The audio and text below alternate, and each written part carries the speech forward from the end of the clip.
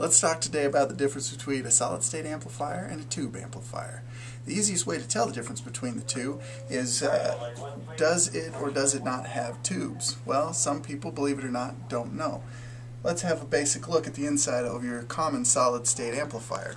The inside of this amplifier has your basic circuit board, a reverb tank, additional components, as well as an output transformer, but there are no other outlying components to this circuit.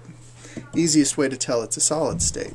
If we move over to your common tube amplifier, this one the circuit is enclosed so we can't really see it, but you've got these here large glass envelopes. Now those glass envelopes are your tubes.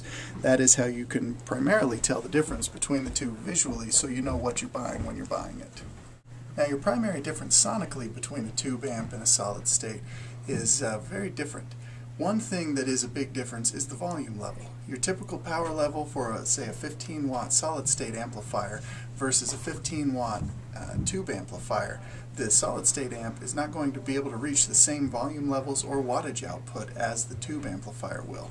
Now that has mostly to do with how wattage is measured by most companies who produce and release amplifiers. Now other sonic differences will be overall tone and texture of sound.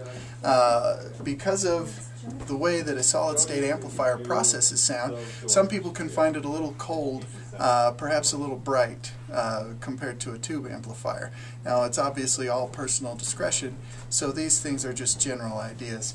The tube amplifier, because it uses older types of electronics like audio tubes, is going to have a more touch-sensitive and analog feel to it.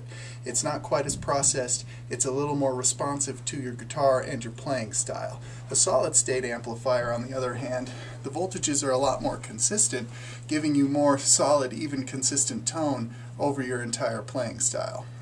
Now another thing to take into consideration when looking at purchasing an amplifier is the price. A solid-state amplifier will cost quite a bit less than a tube amplifier, primarily because the solid-state technology is cheaper and easier to produce. Tube technology, being that it's an older style of electronics, is a little more costly because the components aren't readily available. They're typically produced specifically for that amplifier. A solid-state amplifier is a little tougher from a repair standpoint, so if you're purchasing that, that is something to take into consideration, that if you ever have repair issues or problems with the circuit, they are far more difficult to repair and typically are just replaced instead.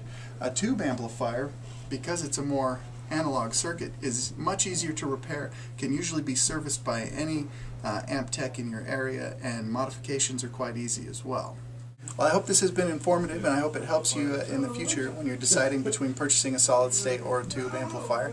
If you have any other questions, you can always visit one of our locations or online at www.bestinmusiconline.com.